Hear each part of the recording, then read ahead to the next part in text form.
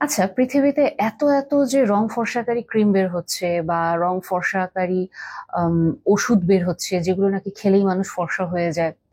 এগুলো যদি আসলে এতটাই কার্যকর এবং এগুলো যদি আসলে নিমেষে একটা মানুষের রং ফর্সা করে দিতে পারে, তাহলে কেন এখনো পৃথিবীতে কালো মানুষ আছে? কেন এখনো পৃথিবীর সব মানুষ একই স্কিন টোনে হয়ে যাচ্ছে না? এই প্রশ্নটা দিয়ে এই কারণে শুরু করছে যে আজকের টপিকটা আসলে আমরা আমাদের যে বিউটি ইন্ডাস্ট্রি বলি বা আমাদের নিজেদের সৌন্দর্য নিয়ে যে সংকীর্ণতা বা একটা ইনসিকিউরিটি কাজ করে বা একটা আস্তে আস্তে অবসেশন তৈরি হয়ে যায় নিজের চেহারা নিজের শরীরের প্রতি, যে পারফেক্ট একটা বডি পারফেক্ট একটা ফেস আমাকে পেতে হবে।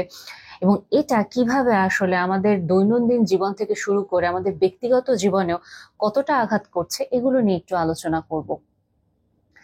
একটা ছোট্ট শিশুর যখন জন্ম হয় তখন আমরা ওকে না দেখে প্রথম প্রশ্নটা করি ছেলে নামে, এবং দেখার পর পরই খুব খুব দুঃখজনক হলেও সত্যি অনেকের ক্ষেত্রে আমরা হুট করে মন্তব্য করে ফেলি, আল্লাহ বাচ্চার গায়ের রং তো কালো হয়ে গেছে, বাচ্চার নাক তো বোচা। দাঁত যেহেতু দেখা যায় না, ভাগ্য ভালো, না হলে এটাও বলে ফেলতো দাঁত তো উঁচু বা হচ্ছে দাঁতে কোনো সমস্যা আছে। অবশ্যই দাঁত যখন আস্তে আস্তে দেখা যায় ওঠে তখন আবার বলা শুরু হয় দাঁতের সামনে ফাঁকা কেন, বাচ্চার হাত এরকম কেন, আঙুল ছোট কেন, পা কেন বাঁকা, বিভিন্ন রকমের কথা প্রশ্নে একেবারে একটা ছোট বাচ্চাকে জর্জরিত করে দেয়া। বাচ্চাটা আস্তে আস্তে মানে বড় হওয়ার সময় তার যে আত্মবিশ্বাস বাড়ানো দরকার, আত্মবিশ্বাস নিয়ে বেড়ে ওঠা দরকার, তার পরিবারের সদস্যরা যতই তাকে চেষ্টা করুক না কেন, আশেপাশে কিছু সকল শুভাকাঙ্ক্ষী তাকে সবসময় মনে করিয়ে দেয় তোমার গায়ের রং কিন্তু কালো, এবং তুমি কিন্তু সবসময় সবকিছু থেকে এ কারণে ডিপ্রাইভ হবে, এবং সবসময় তুমি অপমানিত হবে, তুমি কিন্তু খাটো, তুমি কিন্তু মোটা, এবং তোমার কিন্তু শরীরের এরকম স্পেসিফিক অঙ্গ প্রত্যঙ্গে এরকম খুঁত আছে, কাজে তুমি কখনো উঁচু গলায় কথা বলবা না, তোমার মন সবসময় ছোট করে রাখবা, তোমার নিজের আত্মবিশ্বাস বলতে কিচ্ছু থাকবে না, সবাই যে যা তোমার উপর চাপায় দেবে তুমি ওটাই নিয়ে নিবা। এবং বছরের পর বছর এরকম করে বেড়ে উঠছে, এবং এখানে খুব ইন্টারেস্টিং একটা ব্যাপার, এটার খুব বাজে রকমের এই সাইকেলটা শিকার হচ্ছে মেয়েরা। ছেলেদের ক্ষেত্রে কথা শুনতে হয় না, হ্যাঁ শুনতে হয় তুলনামূলক কম, কারণ বলা হয়ে থাকে সোনার চামচ নাকি বাঁকা হলেও খুবই ভালো, সোনা বলে কথা, বিক্রি করলে টাকা পাওয়া যাবে। কিন্তু মেয়েদের ক্ষেত্রে এই জিনিসটা কাজ করে না। এবং এই যে একটা কথা বা আত্মবিশ্বাসহীনতার ভিতরে তারা বড় হয়ে উঠতে থাকে, অনেক সময় না আশেপাশের মানুষদের বলা লাগে না, ঘরের মানুষরাই বলে ফেলে তুই মেয়ে, তোর গায়ের রং যদি কালো হয় আমি কেমনে তোকে বিয়ে দিব। অনেক সময় বাবা মা আউট অফ ফ্রাস্ট্রেশন বলে ফেলতে পারে। অনেক সময় ভাই বোনদের ভিতরেও খুব একটা অসুস্থ প্রতিযোগিতা চলে আসে যে ওর গায়ের রংটা ফর্সা আমার চেয়ে, বাসার সবাই ফর্সা আমি কালো, কেন কালো, বা বাসার সবাই আমরা সুন্দর তুমি একমাত্র কালো, এরকম বিভিন্ন রকম ভাবে একটা হয়তো ইনডিরেক্ট খোঁচা একটা মানুষকে দেয়া হতে থাকে। এবং মেয়েদের ক্ষেত্রে তো এটা সবসময় বাবা মার দীর্ঘশ্বাস, সন্তান সবসময় বুঝতে পারে একটা হাহাকার। এগুলো তো সব পুরনো কথা যাচ্ছে, যে এগুলো সমাজে হয়ে আসছে হয়ে আসছে হয়ে আসছে। এবং এরপরে যেটা হয়, আমরা তো বর্তমানে খুব মেন্টাল হেলথ অ্যাডভোকেসি করতে চাই, আমরা সবাই বাচ্চাদেরকে নিয়ে অনেক সচেতন থাকতে চাই, এবং আমরা এগুলো সবাই খুব প্র্যাকটিস করি। কিন্তু খুব ইন্টারেস্টিং ব্যাপার, স্কুলেও কিন্তু এটা থেকে বাচ্চারা এখন বর্তমানে যে দূরে থাকছে এমন না। আমি রিসেন্টলি আমার কয়েকজন ক্লায়েন্ট তাদের এক্সপিরিয়েন্স শেয়ার করছিল, টিনেজ ক্লায়েন্টরা বলছিল তার স্কুলের টিচার বলছে যে তুমি ওকে তোমার ডান্স গ্রুপে নিও না, নিলে তোমাদের ডান্স গ্রুপটাকে আমি ক্যান্সেল করব। কারণ কি, মেয়েটার গায়ের রং ছিল অদ্ভুত রকম ভাবে কালো, কিন্তু এই জন্য তাকে ওই মিস একমাত্র খুব টার্গেট করে কথা বলতেন, বাট অন্যরা কিন্তু তাকে এভাবে কথা বলতো না। ইভেন তার যারা ড্যান্স গ্রুপের পার্টনাররা ছিল ওরা চাইছিল ওকে নিতে। আরেকজন শেয়ার করছিল আবৃত্তির একটা প্রতিযোগিতাতে, সে আবৃত্তি প্রতিযোগিতায় অংশগ্রহণ করতে চাচ্ছিল, কিন্তু স্কুলে স্পেশাল গেস্ট আসবে, ও সবসময় খুব ভালো স্পিকার, খুব ভালো আবৃত্তিকার, কিন্তু যেহেতু স্কুলে স্পেশাল গেস্ট আসবে তার সামনে নাকি কালো একটা স্টুডেন্টকে উঠতে দেওয়া যাবে না, সুন্দর ফর্সা স্টুডেন্টকে উঠতে হবে যার কিনা আবৃত্তি না পারলেও হবে, আগে দর্শনধারী তারপরে নাকি গুণ বিচারী।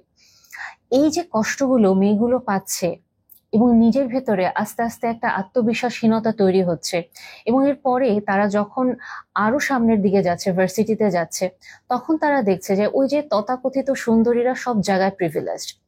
তারপরে তারা তার চাকরি ক্ষেত্রে যাচ্ছে, ওখানেও দেখছে বসের একটু হয়তো অ্যাট্রাকশন বা অফিস কলিগদের একটু হয়তো প্রিভিলেজ, যারা সুন্দরী তথাকথিত তাদেরকেই দেয়া হচ্ছে। তারা কাজ পারুক বা না পারুক, বা তাদের ভিতরে ইনসিকিউরিটি আছে কি নাই, ওটা দেখার কোনো প্রয়োজন নেই, সুন্দরী একটু হেসে কথা বলতে পারলেই জীবন ধন্য। এই যে আস্তে আস্তে একটা মেয়ে ইনসিকিউরিটির ভিতরে আসতে থাকে, তার ভেতরে কি হবে, তার সাথে যে পরবর্তী প্রজন্ম বড় হবে, তখন কিন্তু সে তার ইনসিকিউরিটিটা তার ভিতরে দিবে। আবার যদি সে যখন দেখে এরকম অসুন্দর কেউ বা গায়ের রং কালো, অসুন্দর শব্দটা ইচ্ছা করেই বলছি, কারণ এখানে না আমরা সুন্দর অসুন্দরটাকে যাচাই করি গায়ের রং দিয়ে, কলোনিয়াল মাইন্ডসেট। ওই যে বহু বছর আমরা 200 বছর যে দাসত্ব করে গিয়েছি ফর্সা চামড়াদের, এবং ওদের প্রতি আমাদের একটা ভালো লাগা, ফ্যাসিনেশন, ফর্সা মানেই সুন্দর, এবং ওদের চেহারা যেরকম আমাদেরকে ঠিক ওরকমই হতে হবে, এবং ওরকম না হলে আমরা কেন জানি সুন্দর হতে পারি না। এবং এটার জন্যই যাদের আমাদের গায়ের রংটা ওই যে ওই স্ট্যান্ডার্ডটা ছুঁইতে পারে না, তাদেরকে আমরা বলে ফেলি অসুন্দর। যতই সে সুন্দর হোক, যতই আমরা দেখি একটা মানুষের গায়ের রং শুধু ফর্সা, কিন্তু ওই সুন্দরের ফর্সাটা না থাকলে সে আর সুন্দর হতেই পারতো না, তাও তাকে আমরা সুন্দরী বলি। কাজেই এইখান থেকে আসলে আমার মেইন কথা বলাগুলো আস্তে আস্তে শুরু হচ্ছে যে ইনসিকিউরিটির যে বোঝাটা আমরা বছরের পর বছর বয়ে নিয়ে আসছি, এর ফলাফলটা খুব মারাত্মকভাবে পুঁজি করছে কিছু ব্যবসায়ী, যেটাকে ঘিরেই বর্তমানে আধুনিক বিউটি ইন্ডাস্ট্রি গড়ে উঠেছে। এবং খুব অদ্ভুতভাবে ন্যাচারাল একটা যে স্কিন বা ন্যাচারাল একটা যে বিউটি, এই জিনিসটা হারিয়ে গিয়েছে। আগে হয়তো আমরা দোষ দিতাম যে ছেলেদেরকে, যে ছেলেদের জন্য মানে বিয়ের জন্য আসলে একটা মেয়েকে ফর্সা হতে হয়, লম্বা হতে হয়, নিখুঁত শরীরের অধিকারী হতে হয়, এবং ছেলেদেরকে আমরা এখানে আর দোষ দিতে পারি না যখন কিনা এই বিউটি ইন্ডাস্ট্রি ব্যবসায়ীদের হাতে চলে গেল। কারণ তখন আসল ভূমিকাটা পালন করা শুরু করলো ব্যবসায়ীরা আমাদের ভেতরের ইনসিকিউরিটিটাকে পুঁজি করে, এবং এই ইনসিকিউরিটি তারা যত শক্তভাবে পুঁজি করতে পারলো, তত বেশি আমরা মেয়েরাই অদ্ভুতভাবে আমাদের মেয়েদের জন্য একটা অসুস্থ প্রতিযোগিতা তৈরি করে ফেলছি। আমরা নিজেরাই আসলে খুব টক্সিক হয়ে যাচ্ছি।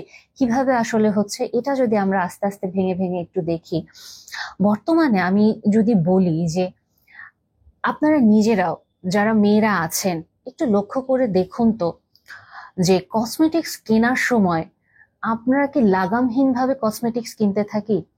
আমার কি মোটামুটি দেখা যায় 8,000 20,000 টাকা আমি কসমেটিক্স এর পিছনে খরচ করে ফেলি, এবং কসমেটিক্স এর ডিব্বা বা কৌটাগুলো আমার বাসায় পড়ে আছে, ডেট এক্সপায়ার হয়ে আমি ফেলে দিচ্ছি, বাট স্টিল আমাকে কিনতে হলে একসাথে অনেকগুলো কিনতে হচ্ছে, কারণ আমার ভিতরে একটা আর্জ, আমাকে খুব দ্রুত ফর্সা হতে হবে, আমাকে স্কিন টোন ভালো করতে হবে। এবং এখন তার ফর্সা দিয়ে কাজ হয় না, এখন অ্যান্টি এজিং এরও কিছু টার্ম চলে এসেছে।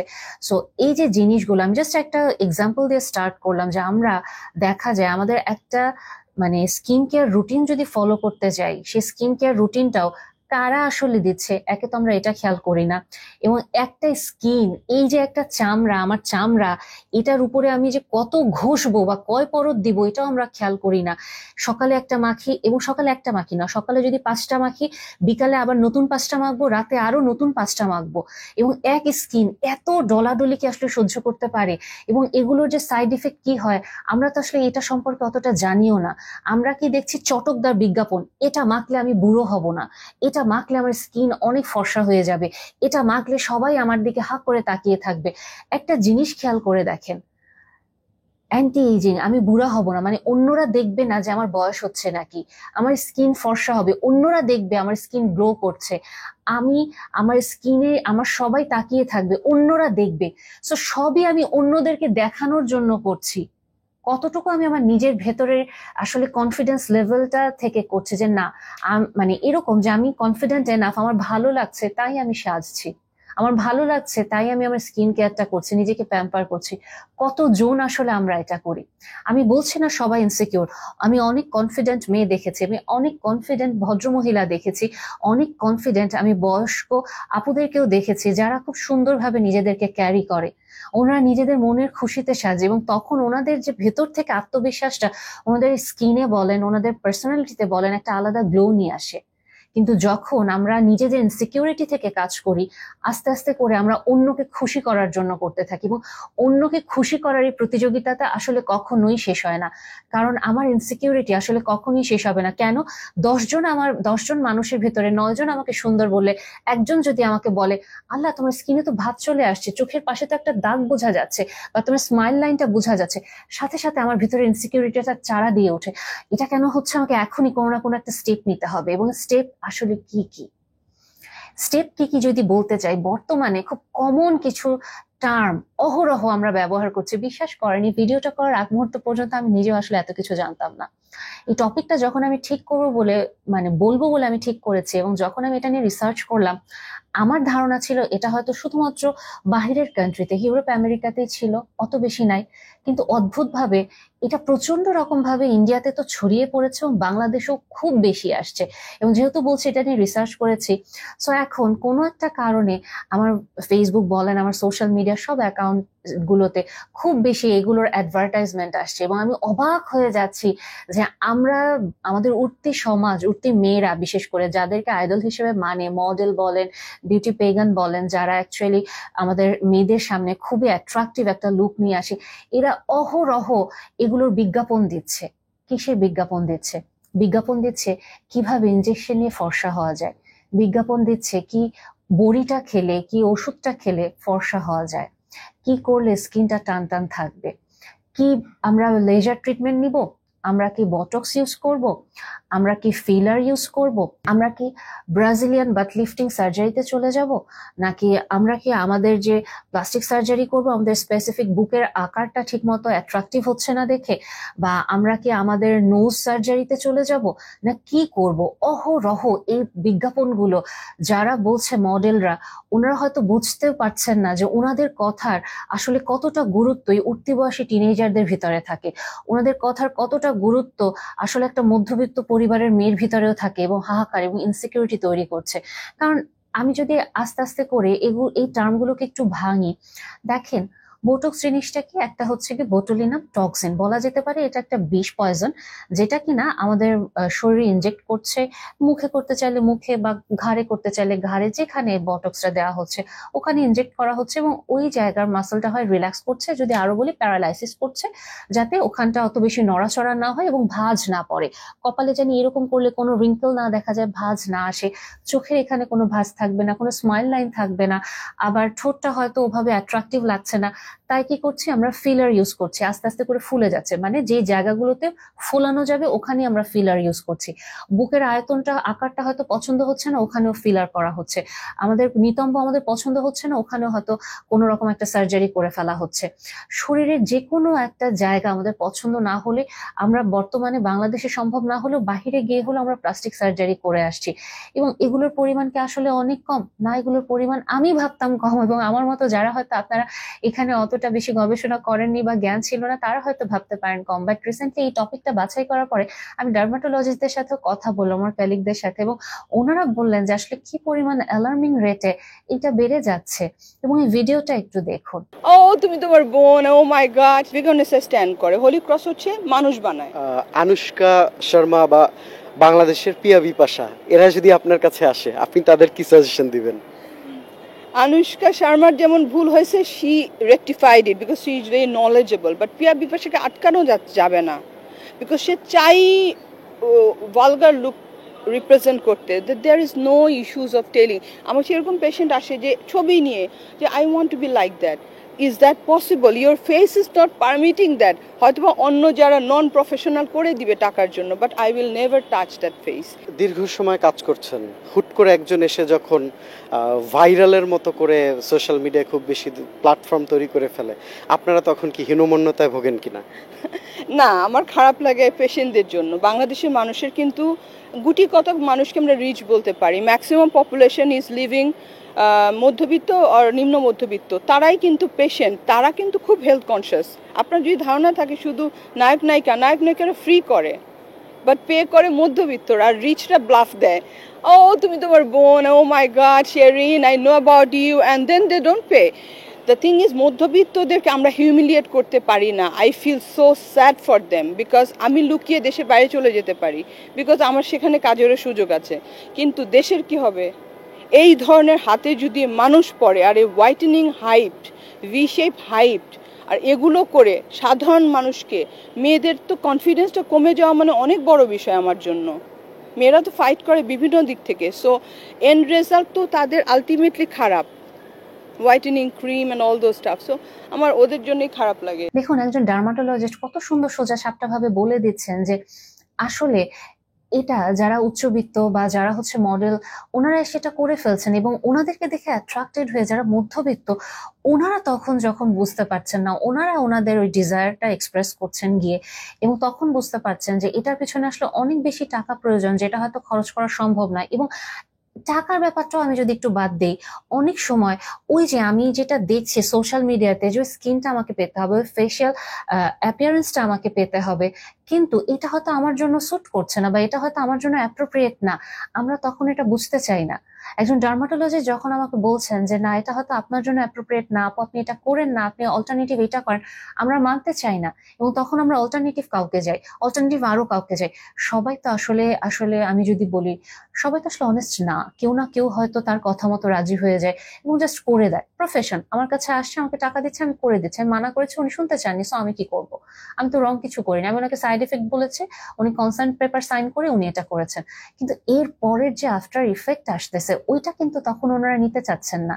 এবং তখন একটা মেয়ের জন্য ডিজাস্টার, যে তার স্কিন পুড়ে যাচ্ছে, ঝলসে যাচ্ছে, লাল হয়ে যাচ্ছে, বা এটার ইফেক্টে আস্তে আস্তে করে সে নিজেই নিজেকে চিনতে পারছে না। এবং তখনও কিন্তু ডার্মাটোলজিস্টরা বারবার এটা নিয়ে অনেক ভোকাল, যে স্কিন ক্যান্সার হচ্ছে বা স্কিনের এই সাইড ইফেক্ট গুলো হচ্ছে, আপনারা কেন এরকম আনহেলদি একটা চয়েসে বেছে নিচ্ছেন নিজেকে, এরকম সেলফ ডিস্ট্রাকটিভ ডিসিশন নিচ্ছেন।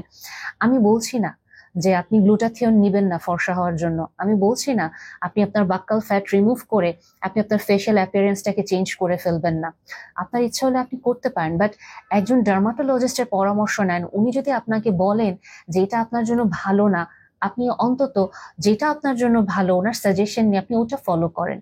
কেন আমাদের সবাইকে সেম গ্লাস স্কিন পেতে হবে? কেন আমাদের সবাইকে হুবহু এআই দিয়ে করা যে একটা অ্যাপিয়ারেন্স আমাদের সামনে নিয়ে আসছে সোশ্যাল মিডিয়াতে, ওরকম একটা অ্যাপিয়ারেন্স আমাকে নিতে হবে? কেন আমি আমার নিজের ব্যক্তিগত যে স্কিনটা, নিজের ব্যক্তিগত যে চেহারাটা, ওটাকে আমরা গ্রহণ করতে পারছি না? কেন সবার নাক একই প্যাটার্নে আসতে হবে? কেন আমাকে হুবহু দেখতে একই রকম একটা নায়িকা বা একটা মডেলের মতো হতে হবে? আর কেনই বা আমাকে সব সময় মানুষের কাছ থেকে ওই ভ্যালিডেশনটা পেতে হবে আমি সুন্দর? এবং আমরা আসলে আমাদের ইনসিকিউরিটি থেকে এখানেই পয়েন্টটা, আমরা ধীরে ধীরে আমাদের শরীর এবং আমাদের চেহারা নিয়ে প্রচন্ড রকম ভাবে অবসেসড হয়ে যাচ্ছি। অবসেশনটা এত মারাত্মক পর্যায়ে যাচ্ছে যে এটার জন্য আমরা দেখা যায় বাহিরে যেতে কমফোর্টেবল থাকি না, সোশ্যাল এংজাইটি কাজ করে, মানুষ আমার চেহারা নিয়ে কি করবে বা কি বলবে, বডি ডিসমরফিয়া চলে আসতেছে, আমার বডির এই পার্টটা আমার পছন্দ না, বা প্রচন্ড রকম অবসেসড হয়ে যাচ্ছি যে ও কেন আমাকে সুন্দর বললো না, বা আল্লাহ আমার চেহারা আমি মানে আমি বটক্স করলাম, এখনই এখানে একটা লাইন দেখা যাচ্ছে, দৌড়ে আমাকে আবার ওই বটক্স আমি নিচ্ছে।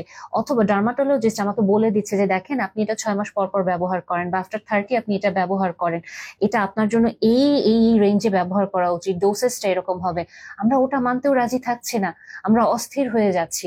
এবং আরো ভয়ঙ্কর যেটা হচ্ছে, অনেক সময় আমরা উচ্চবিত্তরা যেটা করছি, যে বিভিন্ন পার্টি বা মেয়েদের বিশেষ করে পার্টিগুলো, কিটি পার্টি বা যে কোনো পার্টিতে অনেক সময় দেখা যাচ্ছে যে আমরা একসাথে গ্যাদারিং এ জাস্ট হচ্ছে এই বটক্সের আমরা হয়তো একটা ভায়াল নিচ্ছি অথবা দুটা ভায়াল নিচ্ছি, এবং ওই একটা ভায়াল দুটা ভায়াল থেকে আমরা সবাই ওটা ইউজ করছি, এবং এটার ফলে সাইড ইফেক্টটা কি হতে পারে আমরা এটা দেখতে রাজি না, এবং আমরা বোঝারও চেষ্টা করছি না, এবং আমরা ডার্মাটোলজিস্টের কোনো পরামর্শ নিচ্ছি না।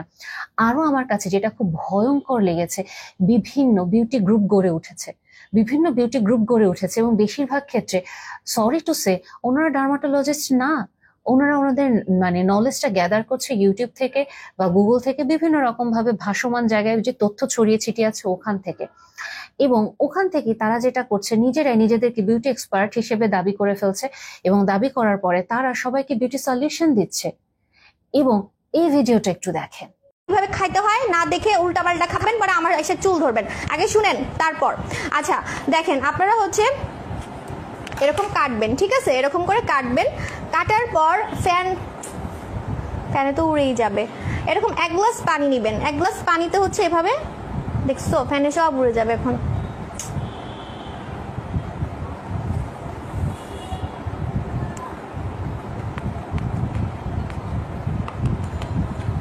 এটা পানি দিয়ে গুলে খেতে হয়, এটার একটা দেখছো, আই শুনো এটা চামচ দাও আমাকে, আজকে আমি প্রিপারেশন ছাড়া লাইভে এসেছি, টোটালি সাজগুজ করতে করতে 5 ঘন্টা লাগছে, এই গাউন পরতেই লাগছে অনেকক্ষণ। আচ্ছা দাঁড়ান, এই যে এই যে আমি গুলাইতে পারতেছি না, এটা পরিষ্কার আছে, এটা দিয়ে করি, সমস্যা নেই, থাক যাও। এই যে ভিডিওটা, উনি বেশ বিতর্কিত একজন মানুষ, এবং ইভেন ওনার যে দোকান ছিল ওখানে সিলগালা করে তালা পর্যন্ত দিয়ে দেওয়া হয়েছিল। ওনার প্রোডাক্ট গুলো সরকারিভাবে অনুমোদিত না, এবং এগুলো অবশ্যই যে একটা কোয়ালিটি লেভেল মেনটেন করা লাগে ওই কোয়ালিটিটা মেনটেন করা হয়নি। বাট স্টিল ওই যে সিলগালাটা কিভাবে কিভাবে জানি খুলে গেল। এবং যে ওই শপিং মলে প্রায়ই যাওয়া হয় আমার, এবং খুব বহাল তবিয়তে এই দোকানটা আছে, এবং একটা জায়গায় তো না, ওনার অনেকগুলো ব্রাঞ্চ আছে। সো ওখানে মানুষ থাকে, কেনে, এবং অনেক পেইড রিভিউ আছে। এবং ওনার প্রোডাক্ট ইউজ করে যে বাজে বাজে সাইড ইফেক্ট গুলা ছিল ওইটা কিন্তু আমরা অস্বীকার করতে পারি না, এবং অনেক মেয়ে ভুক্তভোগী ছিল। ইনফ্যাক্ট উনি দেখাচ্ছে যে এটা খেয়ে কিভাবে ফর্সা হওয়া যায়, এবং অনেকের ক্ষেত্রে আমি দেখি যে অনেকেই দেখাচ্ছে বিভিন্ন রকমের, একটু আগে যে আমি স্টার্টিং এ শুরু করছিলাম যে বড়ি খেয়ে নাকি ফর্সা হওয়া যায়, বড়ি খেয়ে আসলেই যদি ফর্সা হওয়া যায় তাহলে আমাদের পৃথিবীতে তার একটা কালো মানুষও থাকতো না। সো আমরা এই ট্র্যাপ গুলাতে কেন পড়ছি? এগেইন চলে আসে আমাদের নিজেদের ইনসিকিউরিটি। এবং খুব ইন্টারেস্টিং একটা ব্যাপার, আমরা যে এত অ্যান্টি এজিং ক্রিম ইউজ করছি, অ্যান্টি এজিং ইয়োগা ইউজ করছি, face yoga, anti ageing lotion use করছি, বা অ্যান্টি এজিং পিল ইউজ করছি, আলটিমেটলি যারা আমাদের সামনে এগুলা করে দেখাচ্ছে, আমরা মোটেও সাধারণ মানুষের বিন্দুমাত্র ধারণা আছে যে উনি কি কোনো প্লাস্টিক সার্জারির ভিতর দিয়ে গিয়েছে নাকি, উনি ফিলার করেছেন নাকি। খুব ইন্টারেস্টিং ব্যাপার। আমি আবারও বলবো, এই টপিকটা নিয়ে রিসার্চ করতে গিয়ে আমি আসলে কয়েকজন বিউটি ব্লগারের পেজ আমি গিয়ে করেছি, আমি কারণ নাম উল্লেখ করছি না, যাদেরকে আমরা অন্ধের মতো ফলো করি, ইন্টারন্যাশনাল, এবং আমি দেশের কারো নাম নিচ্ছি না স্পেসিফিকলি। এবং এখানে আমি আরেকটা জিনিস বলতে চাই, আমি এখানে কোনো বিউটি ইনফ্লুয়েন্সারকে ছোট করছি না। সো আমি ইন্টারন্যাশনাল মানুষদেরই কথা বলছি, দেশের কারো কথা বলছি না, যাদেরকে আমরা খুব ফলো করি। এবং বাংলাদেশি আমরা যারা এডুকেটেড ক্রাউড আছে ওনাদের কমেন্ট আমি দেখেছি ওখানে, ওনারা ফলো করছেন এমন একজন মানুষকে যার মুখ পুরোটা কিনা সার্জারির বিভিন্ন মানে ব্যবহার করা, বিভিন্ন পার্ট তার মানে আসলে আর্টিফিশিয়াল। তার নাকে নো সার্জারি আছে, লিপ ফিলার করা, বটক্স ইউজ করা, এবং ওভারঅল আমরা তাকে হুমড়ি খেয়ে বিশ্বাস করছি। সে দেখাচ্ছে কিভাবে স্কিন কেয়ার করে তার স্কিন গ্লাস স্কিন থাকছে, কিভাবে তার স্কিন টান টান থাকছে, কিন্তু সে কোথাও ভুলে উল্লেখ করছে না সেই সব সার্জারি করেছে। এটা আমি আরো কিভাবে শিওর হলাম, আমি এখানে আমার ডার্মাটোলজিস্ট কলিগদেরও হেল্প নিয়েছি। এবং অনেক ক্ষেত্রে অহরহ এই জিনিসটা হয়, যারা মডেল আছে বা ইনফ্লুয়েন্সার বা যারা নায়িকা আছেন, ওনারা যে আসলে এগুলো ব্যবহার করছেন বা প্লাস্টিক সার্জারি গুলো করছেন, অনেক ক্ষেত্রে ওনারা এগুলো স্বীকার করতে চান না। যার খুব কমন একটা এক্সাম্পল হচ্ছে প্রিয়াঙ্কা চোপড়া। উনি যে নাকে ওনার নোজ সার্জারি করেছিলেন, উনি অনেক বছর এটা অস্বীকার করেছে। পরেও ওনার যখন যিনি প্লাস্টিক সার্জন ছিল উনি মুখ ফসকে বলে দেওয়ার পরে আলটিমেটলি প্রিয়াঙ্কা চোপড়া এটা স্বীকার দেন যে হ্যাঁ উনি নোজ সার্জারি করেছে। বাট এখন একটা জিনিস ভালো যে আলটিমেটলি আমি যেটা বলছিলাম যে বর্তমানে সবাই এই জিনিসগুলোকে প্রমোট করছে, কারণ আলটিমেটলি এটা না করলে তো আসলে ব্যবসা হবে না। সো ক্লিনিক গুলো এটা বলছে মডেলদেরকে ইউজ করে যে আপনারা এগুলো করেন। সো মডেলরাও বলছে যে তারাও ফিলার ইউজ করছে, বটক্স ইউজ করছে, বা নো সার্জারি বা যা যা করার করছে। এখানে আরেকটা জিনিস, অনেক ক্ষেত্রে আমরা মেয়েরা এটা ফিল করে থাকি যে আমরা ছেলেদের মনোরঞ্জনের জন্য করি না, আমি আমার নিজের জন্য সাজছি। আমি যদি আসলে আমার নিজের জন্য সাজি তাহলে তো আমার ভিতরে ইনসিকিউরিটি থাকার কথা না। সো আমি এই যে কন্টিনিউয়াসলি এইসব মেকআপ ইউজ করছি এবং এক স্কিনে এত প্রোডাক্ট ইউজ করছি যেটা আমার স্কিনের জন্য প্রচন্ড এক্সস্টিং, ও নিতে পারছে না, এবং কোনো ডার্মাটোলজিস্টের শরণাপন্ন না হয়েই আমি আসলে এগুলো ব্যবহার করে যাচ্ছি দিনের পর দিন। জাস্ট ওই যে আমি বললাম কিছু ভুইফোর যারা কিনা প্রপার নলেজও রাখেন না, ওনাদেরকে আমরা ফলো করে বা ওনাদের কাছ থেকে আমি সলিউশন নিয়ে করছি, এবং তাদের পরামর্শ অনুযায়ী যে আমরা এটা ইউজ করছি, আস্তে আস্তে করে আমার স্কিন যে নষ্ট হয়ে যাচ্ছে। এবং অন্য একটা মেয়ে যখন একটা তার ন্যাচারাল একটা চেহারার ছবি পোস্ট করছে, আমরা ঝাঁপায় পড়ে তাকে সাজেস্ট করতে থাকি তোমার স্কিনে এই সমস্যা, তোমার স্কিনে ওই সমস্যা, তোমার এটা ব্যবহার করা উচিত, তোমার এটা ব্যবহার করা উচিত। বাট ওই আমার একটা জিনিস এটাও ভালো লাগে যে অবশ্যই আস্তে আস্তে আত্মবিশ্বাসী কিছু মেয়ে আসছে, মহিলা আসছেন যারা কিনা ওই ন্যাচারাল লুকটাকে অ্যাপ্রিসিয়েশন দেয়, এবং বোল্ড এই মুভটাকে অ্যাপ্রিসিয়েশন দেওয়া আমাদের জন্য অনেক বেশি প্রয়োজন। কাজেই একটা ছেলে কিন্তু কখনো এসে বলে না যে তুমি তোমার ন্যাচারাল চেহারা কেন দিচ্ছ, কেন তুমি তোমার এই যে চামড়ার ভাঁজ দেখা যাচ্ছে। কারণ অনেক ক্ষেত্রে আসলে ছেলেরা হয়তো এখন এটা জানেও না যে একটা মেয়ে কত টাকা দামের কসমেটিক্স ইউজ করে, একটা মেয়ের মুখে কয়টা পরত যায়। এই ভিডিওটা একটা দেখেন। ये कितने तक का होगा? ये होगा 600। It's 3600। ये कितने तक का होगा, चलो ये बताओ। ये 450। तुम्हें दिख रही ना कितना लग्जरी है, ये शनाल है। 450 ढक्कन भी नहीं आएगा इसका। थोड़ा बढ़ाओ. 600. It's 6,000. 6,000. এটা একটা ফানি ভিডিও, কিন্তু এটা আসলে সত্যি কথা, একটা ছেলের এখানে কোনো রকম যায় আসে না যে একটা মেয়ে কি করতেছে। বাট হ্যাঁ, যখন কন্টিনিউয়াস মেকআপ করার পরে সে একটা নর্মাল নুড লুক নিয়ে যাচ্ছে, ছেলেটা বলতেছে ওকে ফাইন, তোমাকে সুন্দর লাগছে। বাট এখানে একটা জিনিস ঠিক, যে যেই ছেলেটা আসলে শুধু চেহারা সর্বস্ব, শ্যালো মেন্টালিটি, এবং ওই ছেলেটাকে কি আমি আসলেই আটকে রাখতে পারবো? কারণ আমি কতক্ষণ এরকম 24/7 মেকআপ দিয়ে থাকতে পারবো? কতক্ষণ আমি এরকম বোটক্স বা ফিলার ইউজ করে থাকতে পারবো? কত দিন থাকতে পারবো? আমার চেহারার চেয়েও তো সুন্দর আরেকটা চেহারা চলে আসবে। সো আমার ইনসিকিউরিটি তো আসলে একটা শ্যালো মেন্টালিটির ছেলেকে অ্যাট্রাক্ট করছে, এবং ওই ছেলেটাকে আমি দিনের পর দিন আটকে রাখতে পারবো না, সে তো চলে যাবে আমার কাছ থেকে। এবং এরপরে যেটা হচ্ছে, আমি ডিপ্রেশনে পড়ে যাচ্ছি, আমি আরো মরিয়া হয়ে উঠছি, এবং আলটিমেটলি যখন প্রত্যেকটা লেভেলের সার্জারি বা কসমেটিক্স ফেল করে যাচ্ছে, আমি ঘরবন্দি হয়ে যাচ্ছি, আমি সুইসাইডাল হয়ে যাচ্ছি যে কেন আমার সাথে এরকম হচ্ছে। কিন্তু আমি কখনো আমার নিজের ইনসিকিউরিটি নিয়ে কাজ করতে প্রস্তুত না, আমি কখনো আমার ব্যক্তিত্বের গড়ন নিয়ে কাজ করতে প্রস্তুত না, আমি কখনো এটাই বুঝতে পারলাম না যে আমার ইনসিকিউরিটিটাকে ফিল কে করছে। আমি অনেক সময় এটাই বুঝতে পারি না যে আমার ফ্রেন্ডরা আমাকে আমার চেহারা নিয়ে যে কথা বলছে, আমার আশেপাশের মানুষরা যে আমাকে বলছে তুমি মোটা হয়ে যাচ্ছ, বা কন্টিনিউয়াসলি আমাকে হয়তো খেতে গেলেও খোটা দিয়ে ফেলছে, এই তুই খাইস না, তুই তো এমনিতে বাতাস খেলেও ফুলে যাস, এগুলো যে আমাকে হিট করে। আমি বুঝতে পারি না যে আমার ইনসিকিউরিটি আস্তে আস্তে কিভাবে বিল্ড আপ হচ্ছে, কারণ এটা আমরা ফোকাস করার প্রয়োজন মনে করি না। এবং এটাও তো ঠিক, বিয়ের বাজারে একটা মেয়েকে সুন্দর হতে হয়, এবং না হলে মেয়েটার বিয়ে হয় না। কিন্তু আমি আসলে কতদিন এই ফেক সৌন্দর্যের একটা মেজারমেন্ট দিয়ে আমি আমার স্বামীকে আটকে রাখতে পারবো, যদি সে খুব শ্যালো মেন্টালিটি হয়? কারণ সে যখনই বাইরে যাবে তখনই তো সে ওই যে ফেক যে সৌন্দর্য, ওটার স্টিমুলেশন কন্টিনিউয়াসলি পেতে থাকবে। কাজে যে মানুষগুলো আসলে আমাদেরকে এটা ফিল করায় যে তোমার চেহারা সুন্দর হলেই তুমি একমাত্র আমার কাছ থেকে অ্যাপ্রুভাল পাবা, অ্যাকনলেজমেন্ট পাবা, আসলে কি ওই মানুষগুলো আমাদেরকে ডিজার্ভ করে? এবং এটা খুব ইম্পর্টেন্ট, একটা ছেলেকেও এটা আস্তে আস্তে করে বোঝা যে একটা মেয়ের চেহারায় পরিবর্তন আসবেই। সে কন্টিনিউয়াসলি তার বয়সকে বিট করতে পারবে না, কারণ বয়সের সাথে সাথে অবশ্যই চেহারার পরিবর্তন আসবে। একটা মেয়ের হরমোনাল চেঞ্জ আসে, একটা মেয়ের ইভেন মান্থলি যে সাইকেলটা থাকে ওইখানেই তো তার স্কিনে বাম্পস চলে আসবে, মানে ব্রণ চলে আসতে পারে, বা তার স্কিনটা কখনো কখনো খুবই রেডিয়েন্ট থাকবে, খুব গ্লো থাকবে, আর যখন তার সাইকেলের একটা নির্দিষ্ট সময় আসবে সে খুবই গ্লুমি থাকবে, সে খিটখিটে হয়ে যেতে পারে।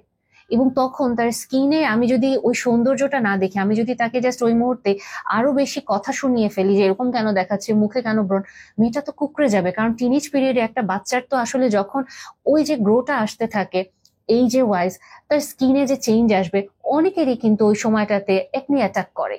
হয়তো দেখা যাচ্ছে যে তার বয়সের টিনেজ পিরিয়ডের আগে তার স্কিনটা খুব সুন্দর ছিল, টিনেজের পিরিয়ডটাতে একনি অ্যাটাক করলো, তারপর আস্তে আস্তে সে যখন অ্যাডাল্ট এজে আসতেছে আস্তে আস্তে তার স্কিনটা আবার সুন্দর করে গ্রো করে যাচ্ছে। অনেকের হয়তো একনি প্রবলেমটা থেকে যায়, পিসিওএস মেয়েদের একটা কমন অসুস্থতা, যেটাতে স্কিনে মানে অবাঞ্ছিত লোম চলে আসতে পারে, বা এই যে ব্রণের সমস্যাগুলো আসতে পারে। তাহলে এই যে একটা মেয়ের স্কিনের প্রবলেম হতে পারে, তাহলে সে কি সমাজে মুখ দেখাবে না? সে কি সবসময় নিজেকে ঢেকে রাখবে, ঘর থেকে সে বের হবে না? তার কি অলওয়েজ এই ভয়টাতে বেঁচে থাকতে হবে যে সে সব জায়গা থেকে বঞ্চিত হবে? সে সবসময় দেখবে যারা চেহারা সুন্দর বা ভালো তথাকথিত বিউটি স্ট্যান্ডার্ডে যাচ্ছে, সে সবসময় প্রিভিলেজ পেতে থাকবে? আর আমি যদি আপনাদেরকে প্রশ্ন করি সৌন্দর্যের সংজ্ঞা কি, এই প্রশ্নটা আমি আমার টিনেজ ক্লায়েন্ট থেকে শুরু করে যখনই আমি এরকম বডি ইনসিকিউরিটিতে ভোগা কোনো ক্লায়েন্ট বা আমি তাকে জিজ্ঞেস করি সৌন্দর্যের সংজ্ঞা কি, একজন আমেরিকান যাকে সুন্দর বলবে, একজন আফ্রিকানকে তাকে সুন্দর বলবে, একজন রাশিয়ান যাকে সুন্দর বলবে, একজন চাইনিজকে তাকে সুন্দর বলবে, বা আমাদের এশিয়ান কালচারে আমরা যাদেরকে সুন্দর বলবো, একজন আফ্রিকানকে তাকে সুন্দর বলবে। বা একটা মেয়ে আস্তে আস্তে বয়সের সাথে সাথে তার যে পরিবর্তনগুলো আসে, এই পরিবর্তনের জন্য কি সে অসুন্দর হয়ে যাবে? এবং আমরা কি আসলে আমাদের বয়স আটকে রাখতে পারবো, চেহারাটাকে আটকে রাখতে পারবো? এবং তাহলে কি একটা টিনেজ পিরিয়ডের মেয়ে বাদে যারা অ্যাডাল্ট এইজে যাচ্ছে বা যারা আর হচ্ছে বয়স হয়ে যাচ্ছে, তারা কি তাদের চেহারা নিয়ে কখনোই মানে কনফিডেন্ট হওয়া উচিত না? তাদের বের হতে পারবে না তারা বাহিরে? তাদেরকে নিজেদেরকে অলওয়েজ একটা খোলসের ভিতরে রাখতে হবে, এই ইনসিকিউরিটি থাকতে হবে যে আমি দেখতে সুন্দর না, আমি কিচ্ছু করতে পারবো না? এরকম করে একটা আমি কিভাবে বাঁচবে এই সমাজে? এবং ছেলেরা যতটা না ইনসিকিউরিটিটা দেয়, আমি অনেক সময় যে উইমেন গ্রুপগুলো থাকে ওখানে আমি যদি খেয়াল করে দেখি, এবং আমি নিজে একজন মেয়ে হিসেবে বলছি, এটা আমার কাছে খুব টক্সিক একটা কালচার মনে হয়, একটা মেন্টালিটি মনে হয়। একটা মেয়ে আরেকটা মেয়েকে কি পরিমাণ কথা শোনাতে পারে। ওখানে ফিমেল গ্রুপগুলোতে তো ছেলেরা থাকে না, এখানে মেয়েরাই থাকে। খুব বাজেভাবে একজন আরেকজনকে বুলি করে। এটা বলতে আমার 1 সেকেন্ডও দেরি হচ্ছে না, কারণ এই গ্রুপগুলো সম্পর্কে আপনারা মেয়েরাও খুব ভালো মতোই জানেন, এবং কারা আমরা বুলি করি তারাও আমরা জানি যে আমাদের নিজেদের ভিতরটা কি পরিমাণ ইনসিকিউর, এবং একটা মেয়ের মুখের ভাষা কতটা খারাপ হতে পারে আমরা নিজেরাও জানি। কোন রকম হয়তো ওটা সম্পর্কে আমার কোনো নলেজই নাই, বাট স্টিল আমি একটা মানুষকে হিট করে আসবো খুব বাজে একটা কথা বলে। একটা মেয়ের যে একটা আত্মবিশ্বাস থাকে ওটাকে ভেঙে দিব আমি পুরাপুরি। বাট স্টিল ভালো লাগার বিষয় এটা যে আস্তে আস্তে মেয়েরা তাদের কনফিডেন্স লেভেলটা গ্রো করছে, তারা আবার একজন আরেকজনের খুব স্ট্রং সাপোর্ট সিস্টেম হিসেবে ব্যাক করছে। তারা একজন পড়ে গেলে আরেকজন ঠিকই এখন খুব শক্তভাবে আঁকড়ে ধরে তার হাতটা তুলে দাঁড় করায়। কিন্তু অ্যালার্মিং হচ্ছে এই জিনিসটা যে এই যে সোশ্যাল মিডিয়াতে যে বিউটি ইনফ্লুয়েন্সাররা বা যে মডেলরা, যে বিউটি পেগান্টরা যে একটা স্ট্যান্ডার্ড সেট করে দিচ্ছে, আমাদের টিনেজাররা তাদের বুদ্ধি খাটাচ্ছে না, জাস্ট তারা ইমোশন দিয়ে সোসাইটিতে অ্যাপ্রুভাল পাওয়ার জন্য, তার বয়ফ্রেন্ডের কাছে অ্যাপ্রুভাল পাওয়ার জন্য, তার ফ্রেন্ড গ্রুপের কাছে অ্যাপ্রুভাল পাওয়ার জন্য, তার ছবিতে লাইক কমেন্ট বাড়ানোর জন্য অন্ধের মতো ওই যে একটা মোহের পিছনে ছুটছে, তার স্কিনটাকে গ্লাস স্কিন হতে হবে। ইভেন 18 বছর হওয়ার আগেই তারা বোটক্স ইউজ করার চিন্তা করে, ফিলার ইউজ করার চিন্তা করে। আমাদের দেশের অবস্থা এখনো এতটা খারাপ হয়নি, কিন্তু ওই পথেই আমরা হাঁটছি। আমরা ওই পথেই হাঁটছি, যে কারণে এখনই আমাদের বাবা মায়েদের উচিত আমাদের ছেলে মেয়েদের ভিতরে আস্তে আস্তে করে ওই মেসেজটা পৌঁছে দেয়া যে বয়সকে আমরা কখনো আটকাতে পারবো না, এবং বয়স অনুযায়ী আমাদের চেহারার পরিবর্তন হবে, আমাদের চামড়ায় ভাঁজ আসবে, এবং এটাকে যেন আমরা অ্যাকসেপ্ট করতে শিখি। একটা মেয়ের আস্তে আস্তে বয়সের সাথে যে পরিবর্তন আসবে, এটা একটা মেয়েকে একটা ছেলেকে অ্যাকসেপ্ট করতে হবে, সম্মান করতে হবে। এবং পিরিয়ডের ওই সাইকেলটা বাদেও একটা মেয়ে যখন মা হয় তার শরীরের উপর যে ধকলটা যায়, ইনফ্যাক্ট একটা মেয়ে যখন মা হয় ঠিক ওই প্রেগনেন্সির সময়টাতেও কিন্তু তার শরীরের অনেক অংশ, স্পেসিফিক পার্ট কালো কালো হয়ে যায়, তার শরীরে ওজনটা বেড়ে যায়, পেটের মাসেলগুলো হয়তো ফাঁক হয়ে যাচ্ছে, ডায়াস্টেসিস রেকটি ক্রিয়েট হচ্ছে, পেটটা ঝুলে যাচ্ছে। সো মা হওয়ার পরে তার যে শরীরে একটা আমূল পরিবর্তন হলো, এটাও তো একটা মেয়ে মেনে নিতে পারে না। আগে কি ছিলাম, এখন কি ছিলাম। অনেক ক্ষেত্রে মেয়েরা মা হতে ভয় পাচ্ছে, কারণ ওই যে সে বিউটি স্ট্যান্ডার্ড থেকে সরে যাচ্ছে, তার চেহারা ভেঙে যাবে, তার শরীর ভেঙে যাবে। এত যত্নের, এত টাকার যে শরীর, এটা সে কেন একটা বাচ্চার জন্য ভেঙে ফেলবে? এবং বর্তমান সমাজ যে আমাদেরকে মা হওয়ার জন্য ডিসকারেজ করে, এটা তার একটা জায়গা, বিভিন্ন জায়গা আছে, ওগুলো আমি আনছি না, ওটা আমি আরেকটা ভিডিওতে বলবো। সো ওভারঅল আমরা যদি দেখি, হয়তো আজকের ভিডিওটা একটু এলোমেলো অগোছালো, বাট যে মেসেজটা আমি দেওয়ার চেষ্টা করছি যে আমরা আমাদের মেন্টাল হেলথের খুব মারাত্মক ক্ষতি করে ফেলছি এই বিউটি ইন্ডাস্ট্রিকে, আমাদের ইনসিকিউরিটিটাকে মানে পুঁজি করতে দিয়ে। যেটা বলছিলাম, কিছু অসাধু ব্যবসায়ী এটাকে, আমাদের ইনসিকিউরিটিটাকে পুঁজি করছে। আমরা ছেলেরাও যেমন মানতে চাই না যে বয়স হবে, মেয়েরাও মানতে চাই না। এক একটা বয়সের এক একটা সৌন্দর্য, এই কথাগুলো কেন জানি না শুধু ওই যে একটা লাইন হিসেবে পড়তেই ভালো লাগে, বাস্তব জীবনে আসলেই ভালো লাগে না। বাস্তব জীবনে আমরা আসলেই সবাই কিসের পিছনে দৌড়াচ্ছে আমরা নিজেরাও বুঝতে পারছি না। আমি যদি আরেকটা এক্সাম্পল আপনাদেরকে বলি, যে এই যে দেখেন রানী মুখার্জি বলেন, কাজল বলেন, প্রিয়াঙ্কা চোপড়া বলেন, আমি বলিউডের অভিনেত্রীদেরই জাস্ট এক্সাম্পল গুলো দিচ্ছি, বা কারিনা কাপুর বলেন, এদের মধ্যে যাদের স্কিন টোন ডার্ক ছিল ওনারা ফর্সা হয়েছে। কিভাবে ফর্সা হয়েছে এটা যদি আপনারা একটু ঘাটেন, পড়াশোনা করেন, নিজেরাই বুঝতে পারবেন কি করছে, কি ইনজেকশন নিচ্ছে, এবং এটার পিছনে তাদের কত লাখ লাখ টাকা খরচ করতে হচ্ছে, কত স্ট্রেস ফ্রি তাদের নিজেদেরকে রাখতে হয়, নিজেদেরকে কিভাবে প্যাম্পার করতে হয়। এটা আমাদের একটা সাধারণ মধ্যবিত্ত ঘরের মেয়ের পক্ষে সম্ভব না। এবং আরো যদি আমরা বলি যে এই যে এত প্রসিডিউরের ভিতরে গিয়েও কি আসলে তারা তাদের স্কিনের যে বলি রেখা, এটা তারা মানে দূর করতে পেরেছে? মেকআপের ফাঁকেও কি বোঝা যায় না যে বয়স হয়ে গিয়েছে? তাদের বয়সটা বা ভাঁজটাকে আসলেই ফুটে ওঠে না চেহারাতে? তো আমরা যে এগুলাও করব, আমরা কি আসলে তাদের স্কিনটা মেকআপ ছাড়া দেখছি? আমরা তো দেখছি না। তো আমরা শুধু তাদের ওই টিপটপ পলিশড ফেসটা দেখছি। যতটুকু সময় তারা টিভির সামনে আসে, যতটুকু ছবি তারা আপলোড করছে সোশ্যাল মিডিয়াতে, তাদের ব্যক্তিগত জীবনের যে চেহারাটা, ওটা তো আমরা দেখি না। সো আমরা কিভাবে এটা এক্সপেক্ট করি যে আমাদের ন্যাচারাল স্কিনে আমরা ওরকম পলিশ চেহারা পাবো? সো কিসের পিছনে দৌড়াচ্ছি, এই জায়গাটা আমরা কেন বুঝতে পারছি না। এবং খুব ইন্টারেস্টিং ব্যাপার, আমি একটু আগে বললাম আমাদের বাবা মায়েদের উচিত বাচ্চাদের ভেতরে আত্মবিশ্বাসটা তৈরি করা, কিন্তু আমাদের বাবা মায়েরাই আমাদের অনেক সময় ইনসিকিউরিটি তৈরি করে দেয়।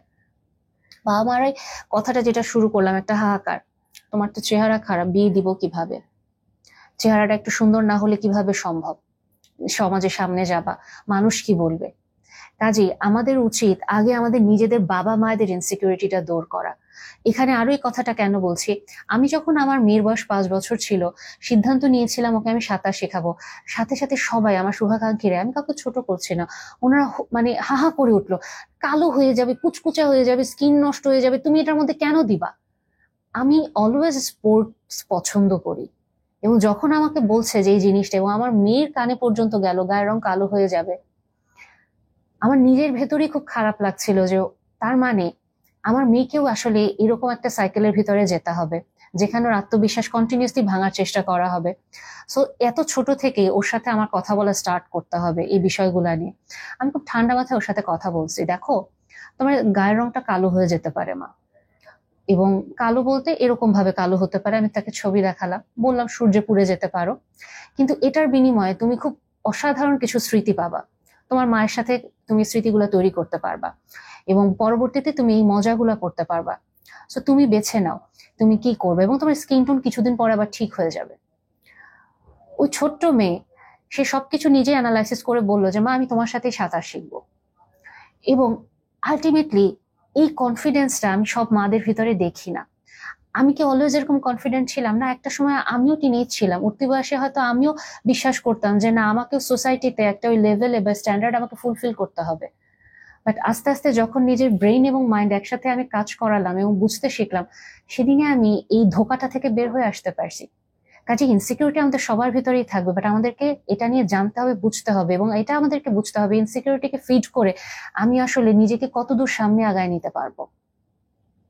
এবং আলটিমেটলি একটা ভালো স্কিন, ফ্ললেস স্কিন বা ন্যাচারাল একটা গ্লোই স্কিন পাওয়ার জন্য আমাদের কি করা দরকার? আমাদেরকে একটা হেলদি ইটিং হ্যাবিট মেনটেন করতে হবে, স্লিপিং হ্যাবিটটা ঠিক করতে হবে, স্লিপ স্কেডিউলটা মেইনলি, স্ট্রেসটাকে ম্যানেজ করা শিখতে হবে, এবং যতটা সম্ভব একটা ডিসিপ্লিন লাইফে থাকতে হবে। খুব বেসিক কিছু জিনিস যেখানে আমাদেরকে ব্যায়ামও করতে হবে। কিন্তু স্বীকার করি বা না করি, আমরা সবাই শর্টকাট চাই, আমরা কেউ ব্যায়াম করতে চাই না। আমরা চাই যে আমি শুয়ে থাকবো, একটা ট্যাবলেট খাইলে আমি শুকায় যাব। ওজেম্পিক আমরা অহরহ এরকম আজকাল শর্ট নিচ্ছি, অপরা উইনফ্রে থেকে শুরু করে অনেকেই এটা নিচ্ছে, কিন্তু আসলে ওজেম্পিক আমি খেলাম, আমি ওই অনুযায়ী মানে ইনজেকশনটাও নিচ্ছি, সবকিছুই নিচ্ছি, বাট স্টিল ব্যায়াম করছি না, কোনো ডিসিপ্লিন লাইফে নাই, ঘুমাচ্ছি না ঠিক মতো, খাচ্ছি না ঠিক মতো, আমার কি ওজন কমবে? কিচ্ছু হবে না। আমি রাতের পর রাত জাগছি, আমি বটক্স নিচ্ছি, আমি যা খুশি তাই করছি, প্লাস্টিক সার্জারি করছি, আমার স্কিন ঠিক থাকবে? মোটেও ঠিক থাকবে না। দিনের বেলায় আপনি সানগ্লাস পরেন, আর রাতের বেলায় আপনি মোবাইলের আলোটা চোখের সামনে ধরে থাকেন, আপনার বায়োলজিক্যাল ক্লক শিফট হয়ে যাচ্ছে, সার্কাডিয়ান রিদম আপনি এলোমেলো করে ফেলছেন। কিভাবে আপনার হরমোন শরীরে এলোমেলো হয়ে যাওয়ার পর আপনি আশা করেন আপনার বডি বা আপনার ফেস ওই ন্যাচারাল গ্লো লুকটা দিবে? আপনি প্রচন্ড রকম চিনি জাতীয় খাবার খান, আপনার মন খারাপ হলেই আপনি আইসক্রিম, চকলেট, পাস্তা, পিজা খাওয়া শুরু করেন, আপনার বডিকে আপনি জাস্ট একটা ট্র্যাশ বা একটা ডাস্টবিন হিসেবে ব্যবহার করেন। কিভাবে আপনি আশা করেন আপনার স্কিন আপনার কথা শুনবে? সো যখন আমরা আসলে এগুলোকে জাস্টিফাই করি যে আমার কিছু ভাল লাগে না তাই আমি এটা করি, আবার এটাও আশা করি একটা ফ্ললেস স্কিন আমি পাবো, এটা তো আসলে সম্ভব না। সো এই যে ওভারঅল আমি যেটা বললাম, আমরা আমাদের শরীর নিয়ে অবসেসড, এবং এটার কারণে আমরা যে ডিপ্রেশন, এংজাইটিতে চলে যাচ্ছি, আমাদের সেলফ এস্টিম নষ্ট হয়ে যাচ্ছে, আমরা এটা খেয়াল করছি না, এবং আমাদের যে আসলে স্টেপটা নেওয়া দরকার আমরা ওগুলা কিছু নিচ্ছি না। আমরা জাস্ট কিসের পিছনে দৌড়াচ্ছি আমরা নিজেরাও জানি না। আরো যেটা, আমরা প্রফেশনাল ডার্মাটোলজিস্টেরও পরামর্শ নিই না। আমরা যেটা করছি, আমরা কিছু ভুইফোর মানে যাদের প্রপার নলেজও নাই, আমরা তাদেরকে অন্ধের মতো ফলো করে যাচ্ছি। সো আপনি এরপর থেকে যাকেই ফলো করেন না কেন, তার ব্যাকগ্রাউন্ড চেক করেন, তার নলেজ চেক করেন, সে কি আসলে এই ব্যাপারে জ্ঞান দেওয়ার জন্য প্রস্তুত কিনা বা তার যোগ্যতা আছে নাকি, এটা চেক করেন, তারপরে তাকে ফলো করেন।